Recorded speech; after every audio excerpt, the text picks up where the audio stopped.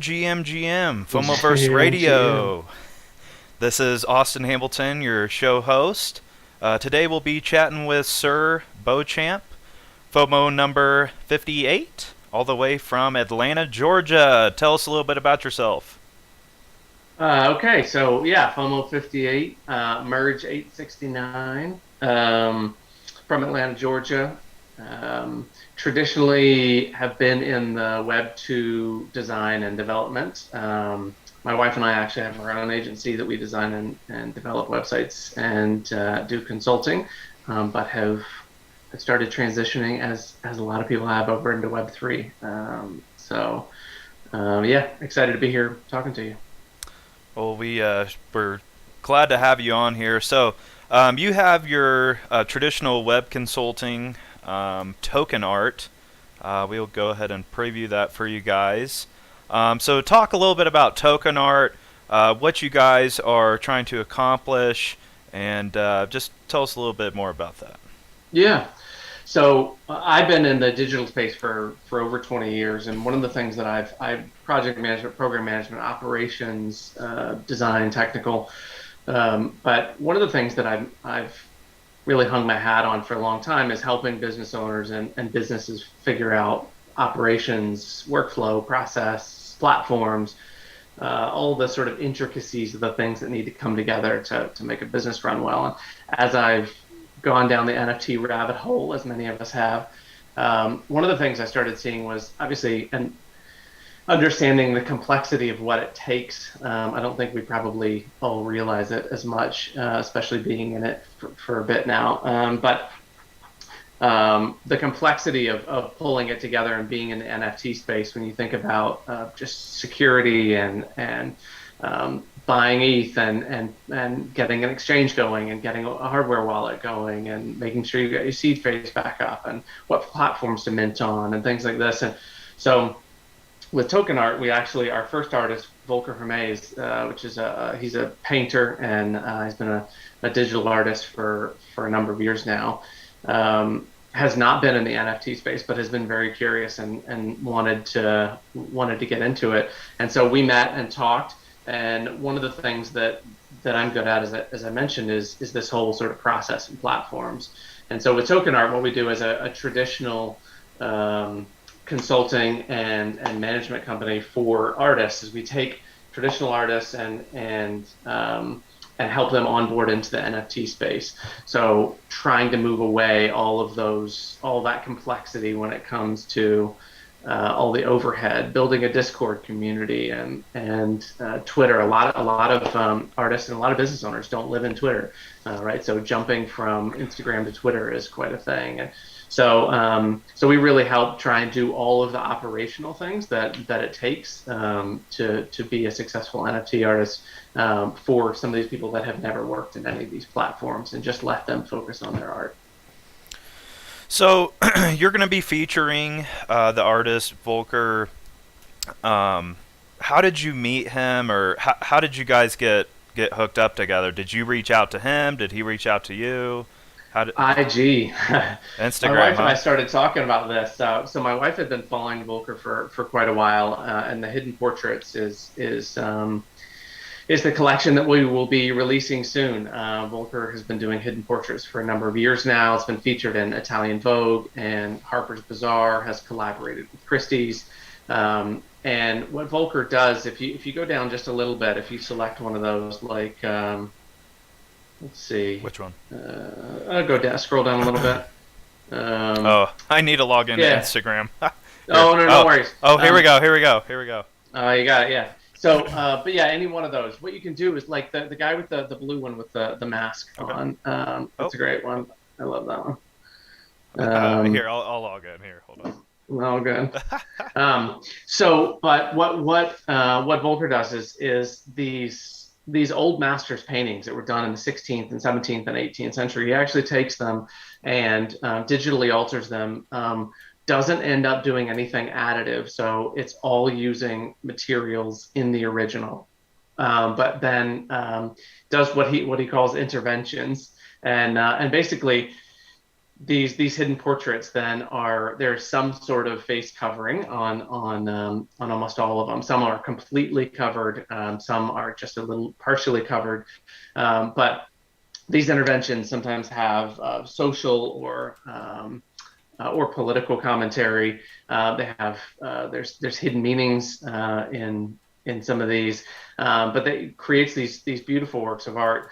And so what we're going to end up doing is in January we will end up releasing a 5 series set of 70 hidden portraits on Super Rare, and we're going to be using Super Rare's new series contract.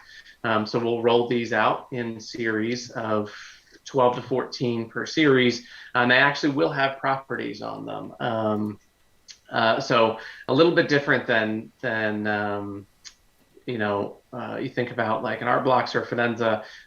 Is we're sort of bridging a bit of that traditional and NFT crypto native space, that we will be adding properties to these. And yeah, so that's the hidden portrait. And if you actually select the next one, in the little in there's 2 images in this post. Yep, so that's the original.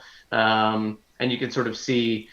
So this one, for example, maybe in the museum, and then Volker has partnered with the museum and sort of done the hidden portraits version of this.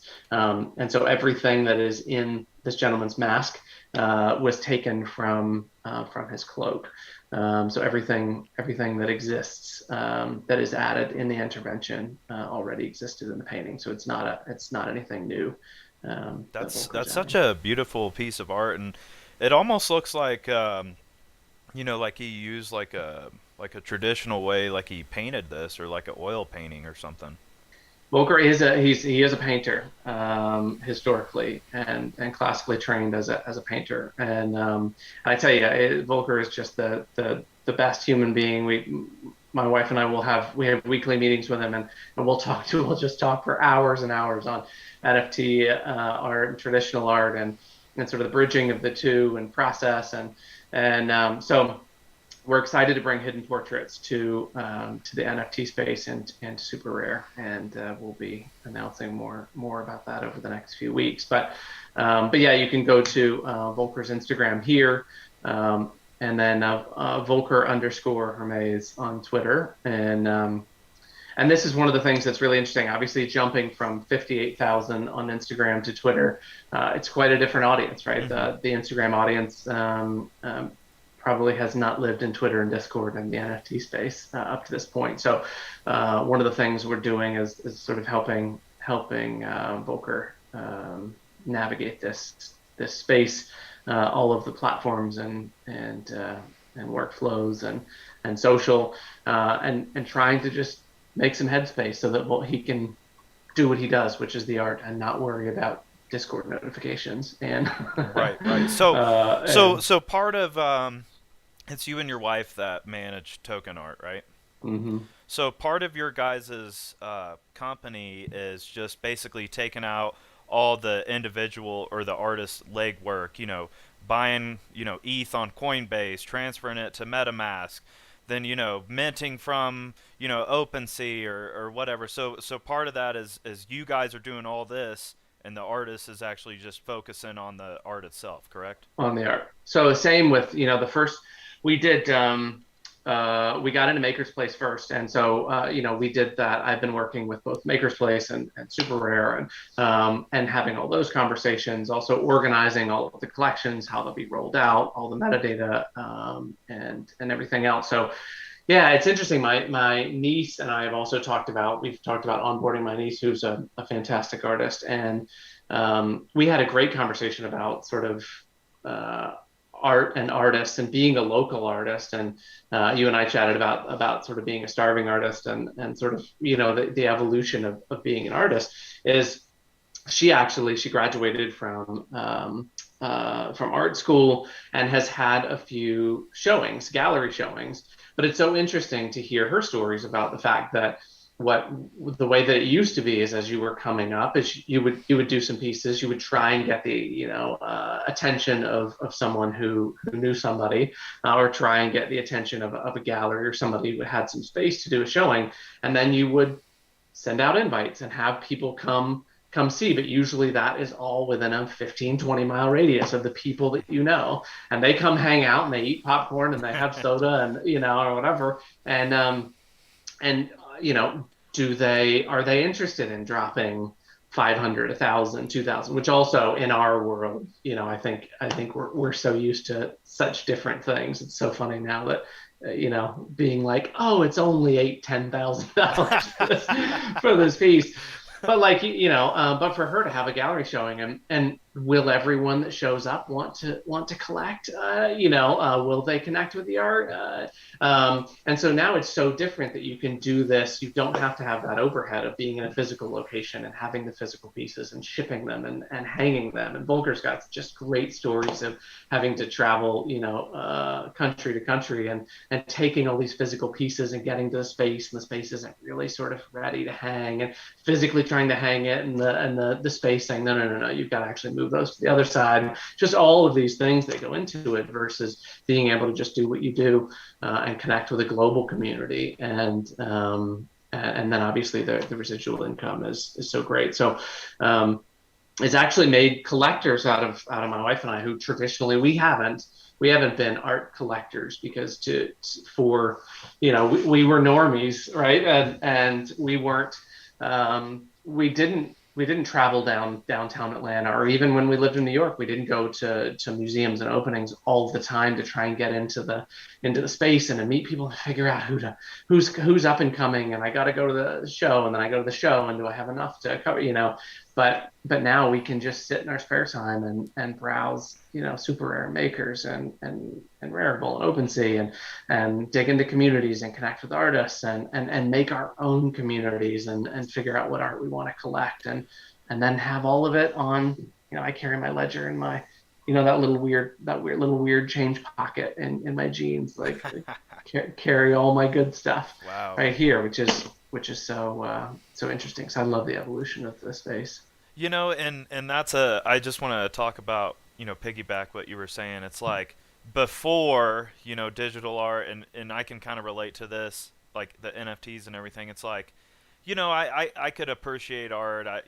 Every once in a while, I might stumble in a museum or something, and oh, that's cool. Look at that. It's a nice painting or whatever. And then it's like, now that I'm in NFTs and I'm in the digital art world, it's like, wow, I'm really like appreciating a lot more art, and just kind of have an eye for a lot more things now versus back before all this stuff came out. It was like, yeah, oh, that looks pretty or whatever, but it's like, I feel like this has gotten a lot more people into art as a Oh, whole, totally. and bringing everybody's creativity levels up, and like you had mentioned, building groups and communities, and I think that's just something really special. And this is a brand new technology. I mean, I feel like, really, NFTs have only been out, what, since like 2017 or something. And Mhm. they might have been out a little bit before, like crypto kitties and stuff like that, but you didn't really have like a huge audience, and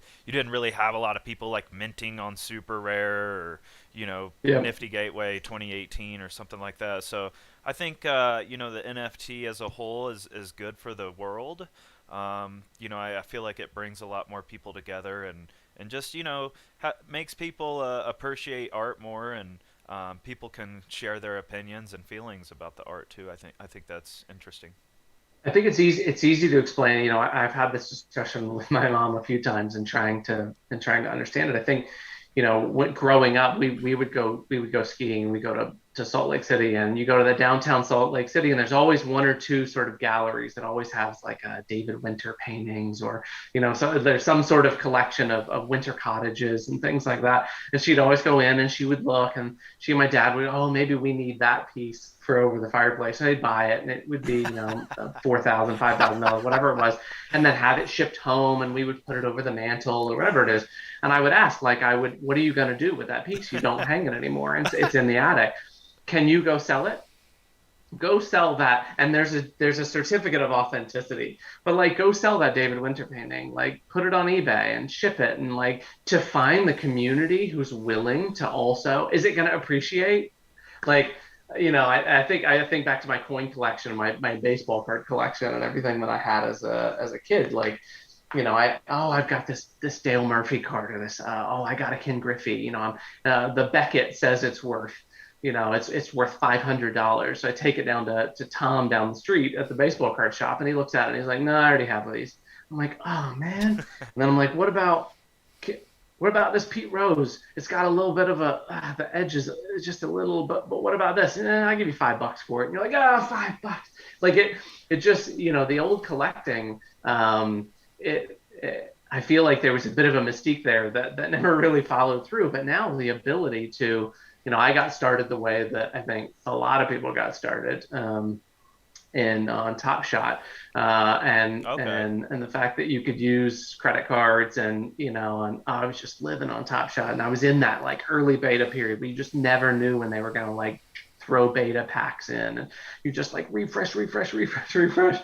But and like, picking up a LeBron for like $800 and reselling it Oh for my like gosh. 4,000 or whatever, and you're like, oh my gosh, this is the best thing in the whole world. So that was my gateway. But Did you but get a having that, LeBron? like, Did you get a LeBron I James bought, yeah, Top I Shot? got it. I bought a LeBron for like, I bought a LeBron, and then it went up, and then I watched it go back down Yeah. again, and I went through that whole, like, there was that period where you just could do no wrong. You could open a packet and you could triple or quadruple or whatever, and then little by little it was like, all right, everybody feels like it's going down and declining, but really what it's doing is just settling into its what should be a normal price. So Uh, I tried to put a payment rail or payment method on Top Shot, and for mhm. whatever reason it could never verify me. So I just ended up just saying screw it. This was, gosh, back when the first or second packs came out.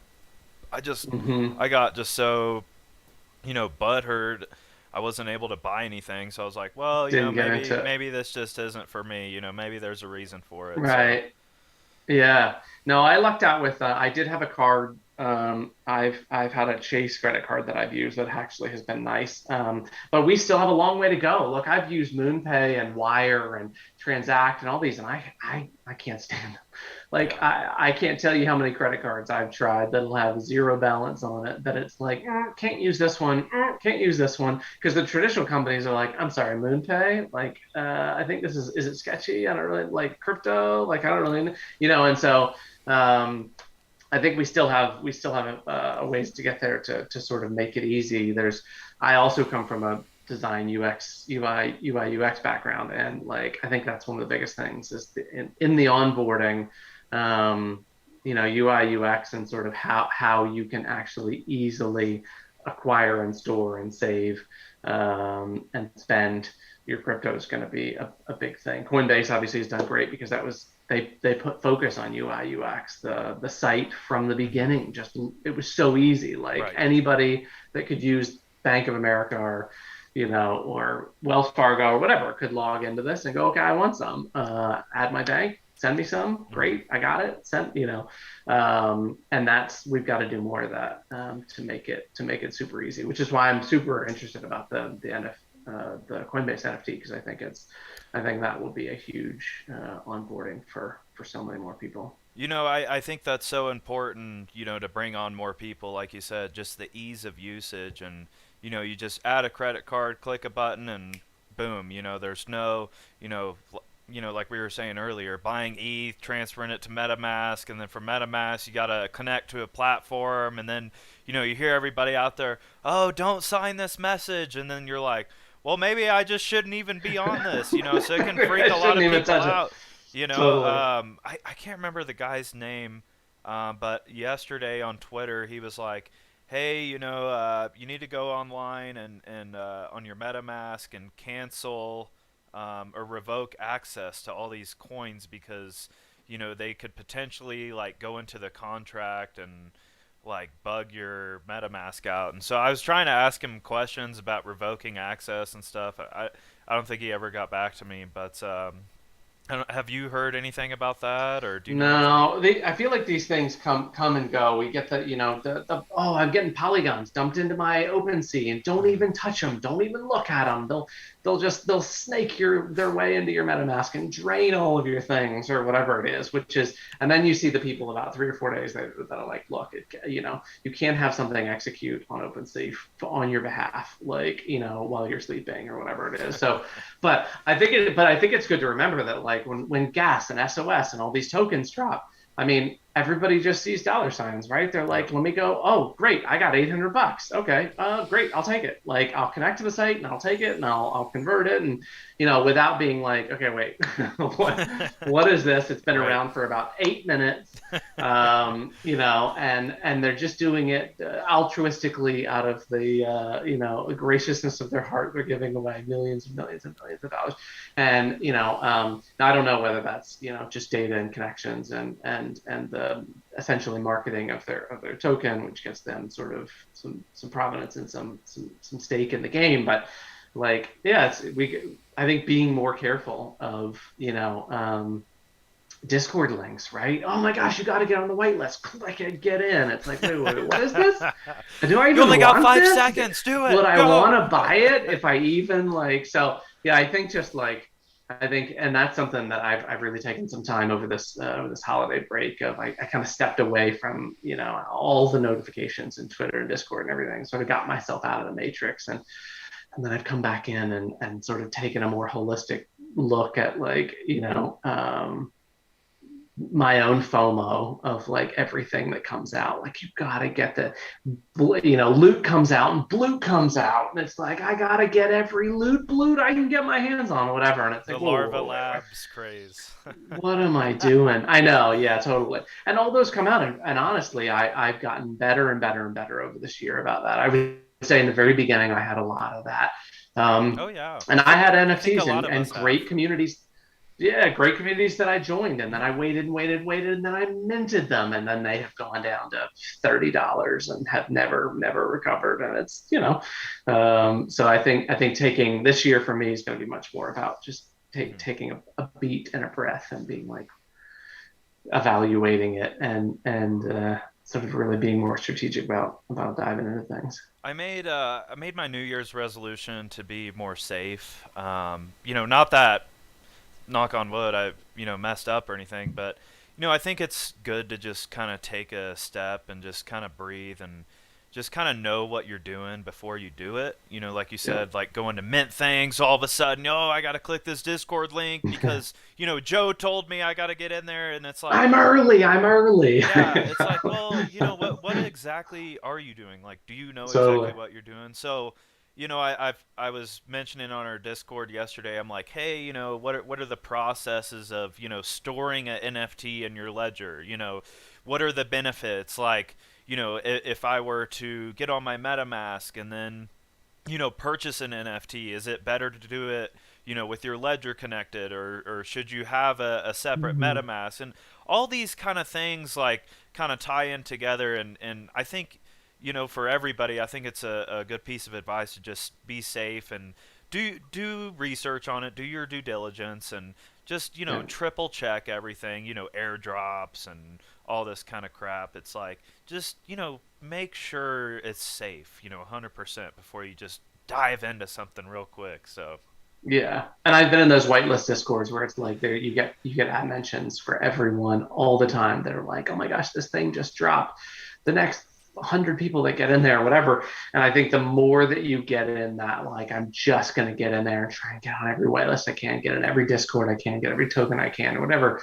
Well, there's two things to think about. One is I've been knee deep in doing 2020 and 2021 crypto taxes for a minute now, and my other thing for this year is to simplify in 2022, because when I was learning in the beginning of this year and late last year, every exchange I could get my hands on, I just wanted to go. I want to get on, and I'm on Kraken, and I'm on Coinbase, and I'm on I can't even say, I'm on Binance, and I've got MetaMask, and I've got a Rainbow wallet, and I'm on and whatever it is. Well, yeah, come tax time, it's like, okay, great, go pull every single transaction from every single one of those and reconcile them. Luckily, I use Zen Ledger, and then Gordon law firm is the one that I use, and they've been great. They basically just helped me go through my Zen Ledger, all like 5 bajillion transactions, and just sort of reconcile everything. But it's a bit of a mess, Oh, I right? bet. Yeah. I got some Soul, and I put it into a Phantom wallet, and I bought a Soul Bear, and then I flipped that, and then I took my Soul, and I put it back, and I put it in Coinbase, and it's like every time you do that, it feels great. You get this high from it, but then, like, come the end of the year, it's gonna be Yep. like And I think it's very important that people stay conscious about, all the transactions they're doing, because everything's recorded on the blockchain. There's no hiding things. So, I feel like come tax times, a lot of people are going to say, "Oh, I didn't realize this was, I had to pay taxes on this," or I didn't yeah, realize, I was going to have to owe later on. So, I think that's another thing people should kind of stay, subconscious about. It's like everything you do, whether you're buying, whether you're selling, whether you're transferring, everything's recorded. yeah. So, And yeah, there could be an implication to it. Every time you hit that button and you switch something, you change something, you move something, doing it between multiple wallets is something you're going to have to go back and figure out. But luckily, I feel really good about sort of where my Zen ledger's at, and that I feel like if somebody came to me and said, "We want to see all your crypto stuff," I'd be like, "Have at it." yeah. Okay, You're here gonna it find is, this right here. like really clean, pristine thing with Nice. all these transactions, and they're gonna go, "Okay, great. You're better than you're in the top 99% of five people. percent." Yeah, totally. So we're That's fine. awesome. We're gonna move on. So I'm feeling good about that. So, a lot of talk right now is about the Ash 1 drop. Yeah. I've heard, and just correct me if I'm wrong, or anything that I don't. So there's going to be an Ash 1. I know, at least I think I know, there's going to be tier like A, B, and C. Hmm. A is going to be a one of one that people are going to auction for Ash, Yep. and Pox, of course, the artist. The B is everybody that bid on A Yep. can get B, and then C is kind of unknown right now. Right. Yeah, and I think I know everybody's when,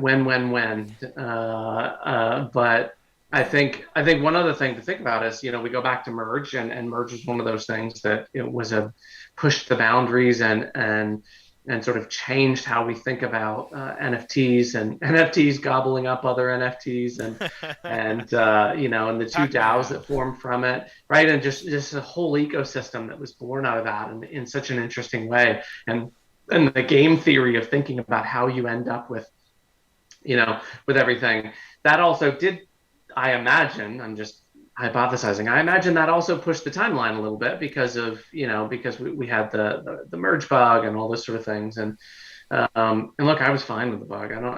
Things happen. Coming from a software, 20 years and being around software, like, ugh, yeah, Well, stuff it's happens, so and new. It's a brand new it's so new, technology, and totally. and so Yeah. you can't give somebody crap for maybe one little digit or one little number was messed up. It's like, well, that stuff's gonna happen with brand new technology. It's not gonna be perfect. Right. You know. Yeah. And you think about how, poets and FOMO, and I mean all the things that we've done, pages, and all the things, the beautiful things we've done up to this point. And merge is great, but I think it's one of those that everybody's got these expectations, and a lot of times it's flippers in Discord that what they really really want is they want that 48 hours after something drops, when it is so hot, it's all price discovery, it's usually so inflated, nobody knows what's going on, and you can potentially make a lot of money there. And so it's one of those things that people usually get all sort of agitated during that period. And I would say that I also was one of those. It was a bit nerve wracking, trying to move your merge off of Nifty Gateway, and it sort of it took a minute because of transactions, and you're like, where is it? Where's my M50 floating in the ether sphere? It's not in my wallet, and it hasn't been there for a little while. But then it shows up, and then you go, ah, and you're just glad you're home. But so all of this stuff happens, and I think that all of the Ash stuff, especially Ash One, was talked about prior to all of this stuff that just went on. So if it got pushed a little bit, great. I don't, okay, it's gonna happen. I don't think it's not going to happen. But I think it's, it's about having flexible expectations. I think, especially when you're sort of pushing all these boundaries, is, well, what were your expectations? It would absolutely happen no matter what before Christmas. And that is that better. And it's like, that doesn't have to happen that way. And I would I rather think it happen right I think Pac yeah. just said, there's going to be like announcements There's of, totally going to be heads up and you announcements on it. know, It's not going to happen like FOMO and the whole like, I haven't slept. Well, go get some sleep. Like, it's been it's two you're gonna days. get you're gonna hear all sorts of stuff about it before it happens. And he actually said you would have time to prep before the countdown began. Nice. So like there's no need to and actually good, because we've had some ash up and down Oh and yeah, some price action. that's what I So was just like, thinking. okay, great, we'll stack up your ash now. Like, Yep. so yeah, I think it's about all these expectations that things, if things don't happen immediately, or how exactly sort of how it happened, I'm much more sort of like, all right, well, I'll check in on it tomorrow. Yeah, this isn't And financial advice, but I've been telling people like, hey, I think if I was Joe, or if I was some so and so, this isn't coming from me, but I would get some ash, while you can, because even if you have like 5 ash or 10 ash, maybe something down the. I really feel like ash is going to be very valuable. And again, do your own research, but people are talking about ash is going to be like its own platform, kind of like yeah, OpenSea, and it's like ash exclusive only. And I, totally. I just think it's a good And idea. surfer and earn. I Yeah. mean, it's all, and there's gonna be so much ash going on. You've got the Nash ecosystem, and Yep. what Dell's doing, and so many people are doing with with being Ash only. with offering ash as ash only is great. So get in the ecosystem, Hmm. and you and I wouldn't be talking without one of those ash in our wallet, Yep. because you had to FOMO versus GG said you got to have a bit of ash. So yeah, you never know. Pac, But yeah, I think Pac I think all tweeted. about expectations on the ash drop is, I would imagine it's going to happen in January. But like, again, I think setting broader expectations and being like, I bet we'll get some sort of announcement in January Yeah. about it. If that's your expectations, then you're going to have less ulcers, and eating less Tums. Pac tweeted. I think I retweeted it or favorited it. He said, "Always have a couple ash or something in your back pocket." And Totally. I think this was either pre FOMO or post FOMO, but I really took that tweet to heart. I was like, I feel like he always says something, and it's always meaningful. Like he's saying it for a reason. He's giving you a hint. Totally. Everything's I kind of see like a it now. little He'll hint. he'll say things, and Yep. then so that he can retweet it himself 6 months from now, because Five I don't years know from how now. he's got that neural network like the Terminator, where he can just think up a tweet or a topic, and he pulls tweets that he did 5 2012. years Oh ago yeah. that are like, yeah. Yeah. That's amazing.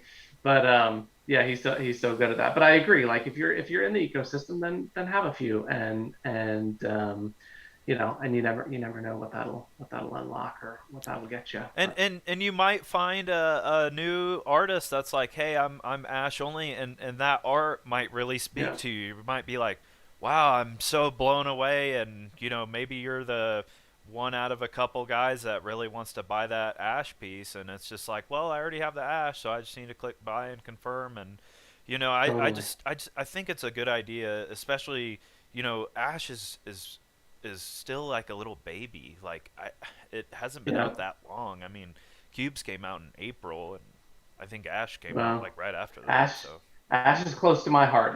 That's one of my poets. She is fire red hair and sort of a very pale white well, here, can I find it sort and of show skin. everybody? Totally. Is it on your Yeah, OpenSea? totally. Yeah, you're probably better just going to the poets on OpenSea and then search the collection for Ash, and I'm sure she'll come up. Okay. But yeah, I was that was one of the things I wanted to do was I wanted to grab Ash and I think it's great. Just I lucked out with the fact that she's got fire red hair and sort of a pale white skin and so I thought Ash was certainly fitting. Is it like with the dollar sign Ash, or is it just No, no, no, Ash? just all caps All caps ASH. Ash. Hmm. She is probably tell you her. Uh, oh yeah, there she is. Oh, okay, I Here found her. is yeah. Here, I'll blow it up here for everybody. But yeah, it's been an amazing journey through all this. I lucked out getting in. Um, I had just started following Pac a few weeks before and set notifications, and then I got into the Discord. Was in the first 100. Give props out to my 100 crew, Nice. and then yeah, and then got pages and got in my poets, and then got FOMO, and now merge and waiting for the Ash drop. So I'm knee deep in it. So this was naming her Ash is my homage to Another this thing I journey. always hear people say is when F burnable. Yeah, I know. I think it's going to be super interesting. I think it's look, I'm fine with the. I think there's things like, oh, I would never burn mine. Like, I get sort of, I get that, I get the sentiment behind it. I think it's quite interesting opening up the burning, that there are people that will burn it, Hmm. and all that's going to do is make it more scarce and create more FOMO about it. Imagine if there was only 124 FOMOs, like, I'll be that would one of be those guys. super, totally, which is great, but also giving somebody else the opportunity to sort of burn it, earn some more, and go through that process of burning something for Ash, which is like it's having it do what it was supposed to do, which is great. I think that how the ecosystem is coming together is amazing. So and how they all play together, how merge and poets and FOMO and how it all comes together in the community, with Ash as sort of its threads is it's amazing. I always joke around, if I were to burn FOMO, it'd be like a big FOMO versus radio rug pull, and I don't want to let go of the radio guy, so I feel Totally. like a lot of people enjoy it. Maybe not everybody, but I'm okay with that, and I have fun with it and stuff. And No, it's great, and I think it's I think it speaks to what FOMO was when we first talked about it. I feel like it's also good to have a good balanced sense, objective sense when you get into these things. I remember early in the Fs, everyone's like, "Oh, we've got to have board meetings and Pac's our partner and all these sort of things." And he never said we're going to have board meetings. I think that was something that we came up with. He's like, and everyone's like, "Is the board meeting Monday? Is it 9 a.m.? Did I get it? Did I get the Zoom link?" And it's like, okay, hold on. But partner as a sense here, it's one of those things that it was up to us to create, I started working on FOMO and set that up and got the snapshot going, and we've used that a few times. But also, like, if we don't end up using it, it's a tool that we have that we can use for voting. But if we don't use it, great. I Having all of I these, didn't realize you were the one that set it up. yeah, FOMO. So FOMO on Twitter, and we've got the snapshot going, and FOMO and all this sort of stuff. So yeah, I think. Yeah, it's interesting, but also it's been super quiet on it. It's not something we've needed to use. So like maybe we go different directions. I think it's really interesting to have this like this push and pull and this iterative sort of lab, creation experiment in here inside of FOMO. And you're right. What you were saying about, wanting to hold on to it, and especially for the community and FOMOverse radio Yeah. and all these is what we've done in the community is created so much of a tie together that, like, it would be quite a thing to sell this one NFT, not only because it's a limited edition pack, but also because it's like, you wouldn't be in with this whole group that we've created this camaraderie and this, these experiences together with. So yeah, it'd be really interesting to see how and FOMO grows this year. Now, do you see yourself, Bo?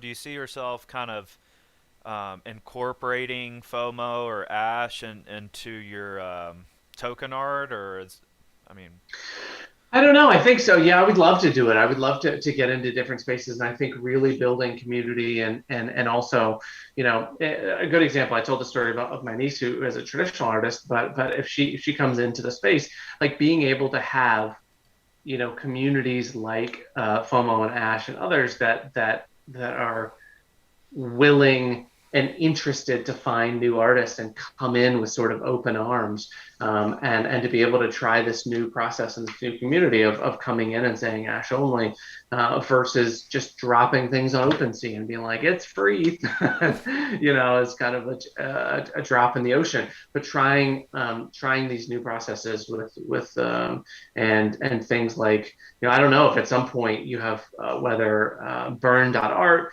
is sort of for any NFT, or if you have other platforms that are like that. I love the ability to sort of have something and then to be able to sort of burn it and build scarcity for other collectors, and then to be able to take away um, that token, and have that token sort of not only create more value but gain you access and other things like that. I think bringing in and teaching artists, what this whole ecosystem and a new way to think about it versus sort of art for dollars, is really interesting. So these are all the sort of things that we want to sort of nurture, and we will be building our own tokens, sort of within token art, but purely for like value to be able to give back to the artists that we onboard. So, this token right here, this glass one, will be a limited. And one of the things that we want to do is be able to sort of have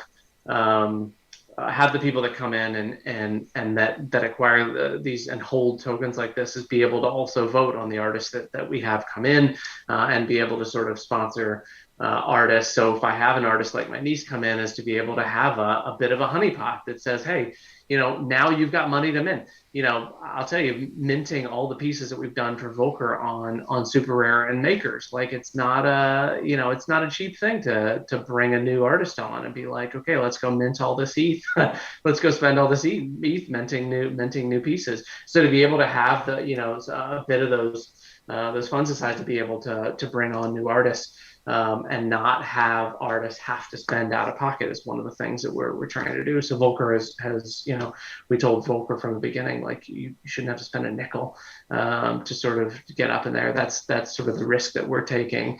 Like an executive producer for a movie, et cetera, or like an investor. It's like, we want you to go do this.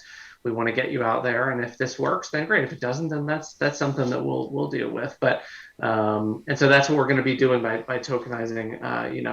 Within token art is sort of having the community invest in the new artists, and then having that lead to education and minting and marketing, for these new artists. So um, yeah, that's what we're going to be trying to accomplish. fantastic, fantastic. I love the idea of onboarding these traditional artists and getting their artwork out there and helping them out, do all the legwork and stuff because like we said, it can be kind of a pain. It's like not necessarily everybody wants to do the ETH to MetaMask and MetaMask to OpenSea and all that.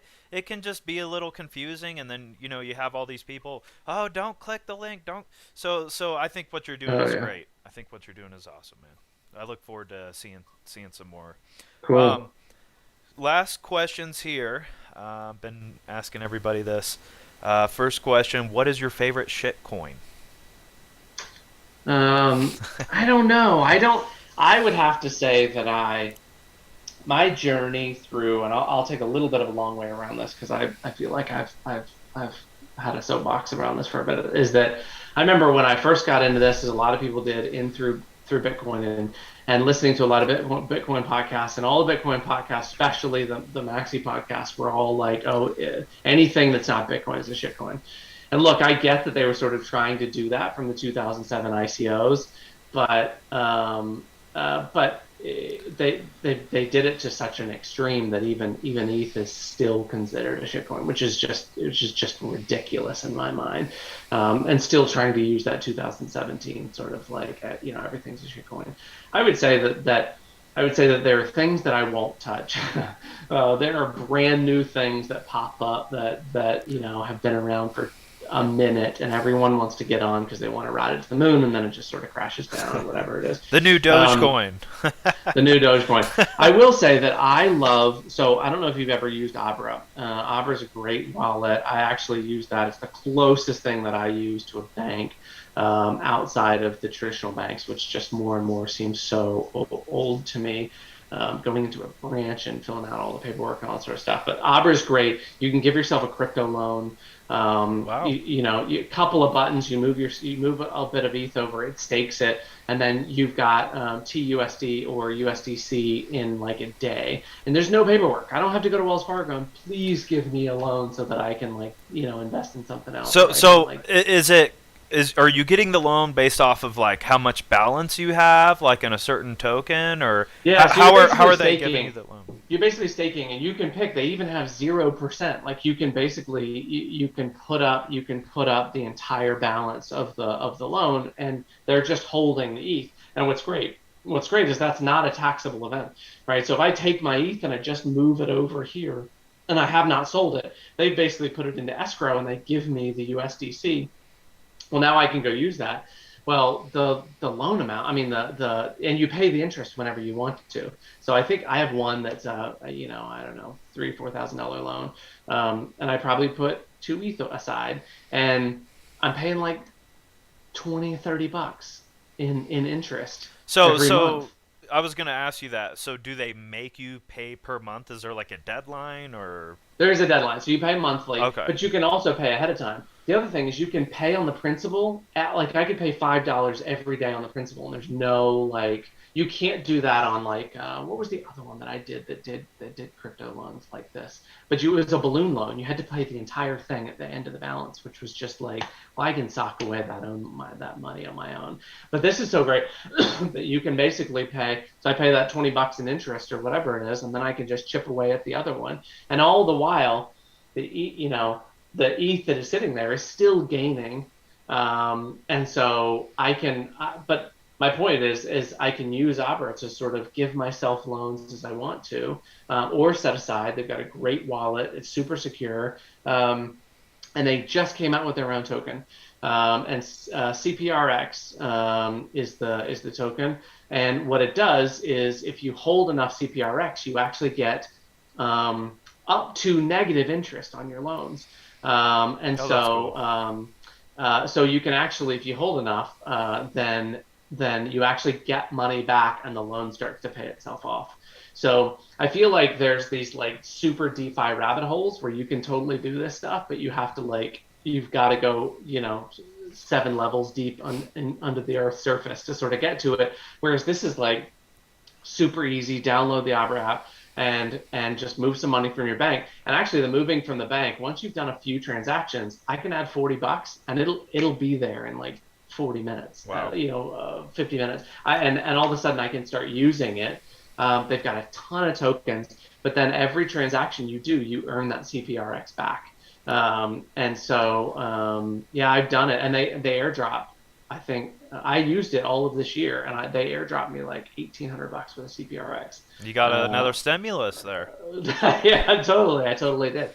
But I'm actually holding it. The reason you're back to your question was what's your favorite is I actually it's the most utility from a bridging the traditional to what how life will be in the future when we get away from all these checking accounts and ACH and Yep. wires and all this sort of stuff is I use that CPRX all the time because I Yep. earn it and then every now and then I'll actually sell it and just pay off my loans with the CPRX I earned. So it You, feels like the most used daily kind of token that I have. I'm waiting for the day that you can like borrow against your NFTs. Like you Mm. said, like lock up. Let's say like a merge or like a cube or Yep, something, and then you get like a 12-month loan and they give you a lump sum or something.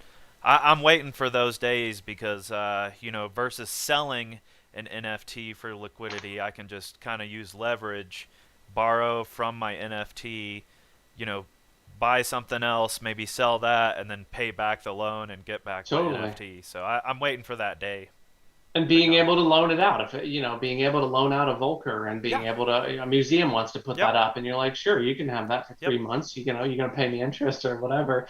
But the same thing is, yeah, lock up an NFT, and that platform could also showcase that thing in the meantime.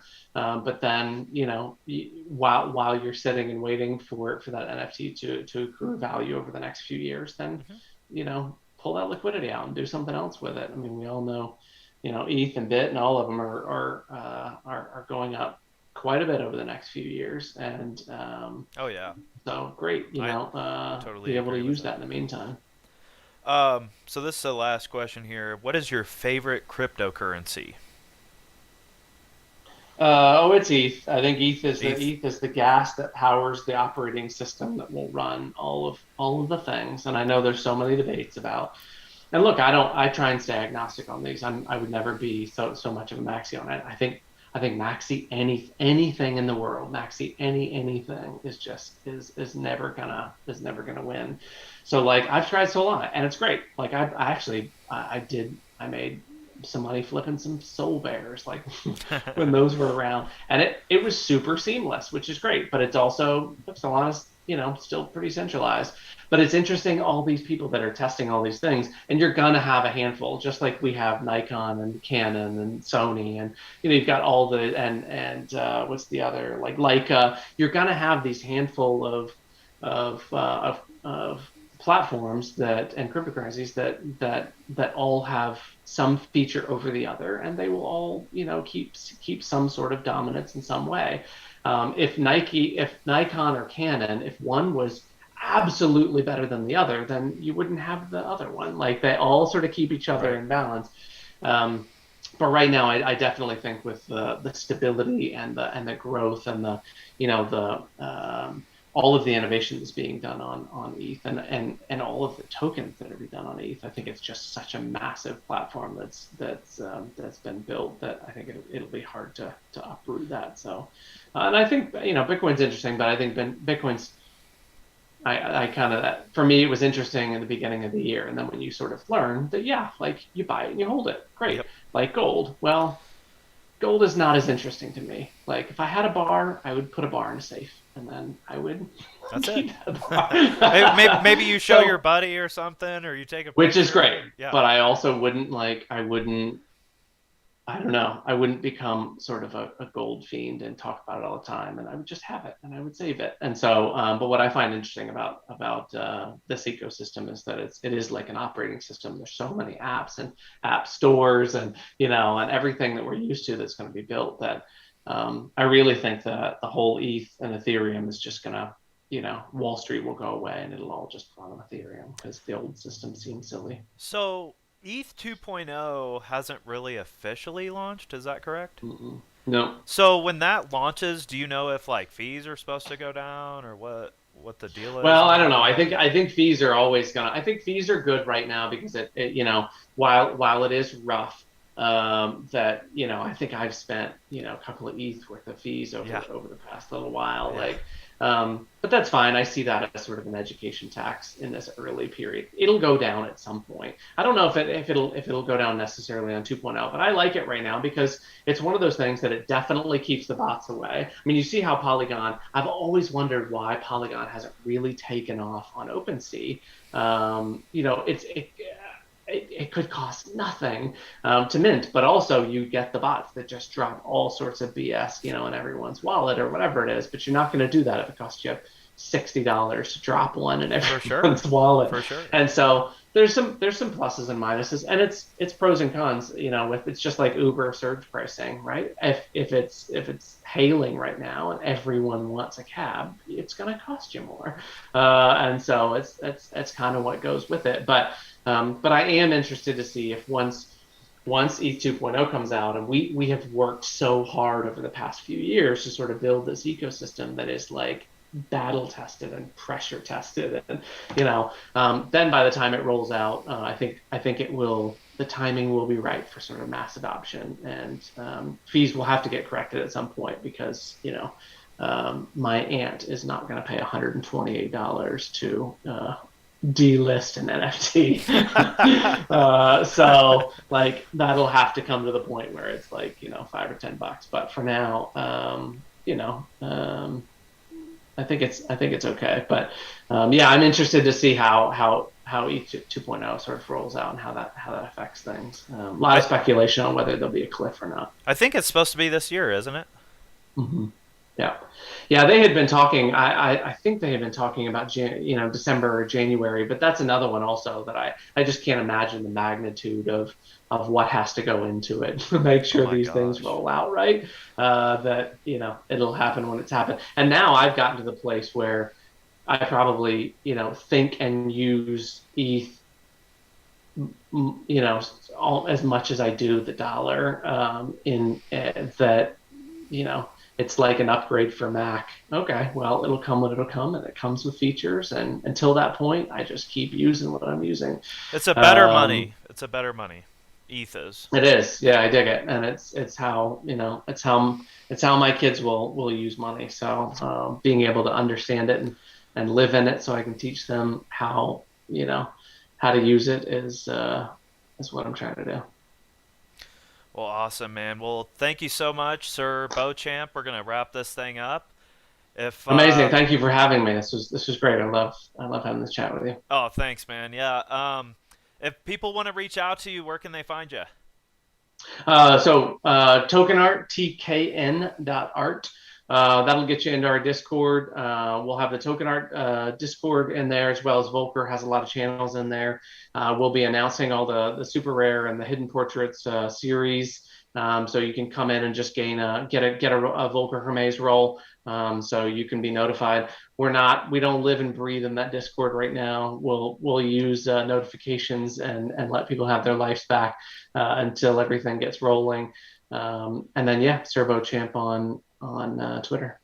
Awesome, man. Well, thanks for coming on here, and we appreciate your time, man. Thank you. Yeah, thanks for all you do with Fomiverse Radio. I dig it. I appreciate you, man.